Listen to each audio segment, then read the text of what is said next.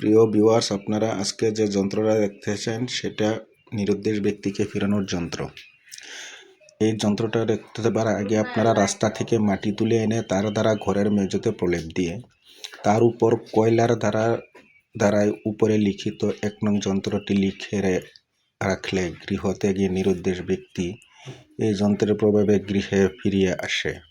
২ নং যন্ত্রটি কাগজের উপর কালি দিয়ে লিখে পুরাতন কাপড়ে জড়িয়ে আটা পেশাই করা চাকির নিচে কিছুদিনের জন্য চেপে রাখতে হবে, অথবা রাস্তার মাটি এনে সেই মাটি ঘরের মেঝের লেপন করে তার উপর যন্ত্রটি লিখে কয়েকদিন যাবৎ তার উপর চাবুক মারতে হবে।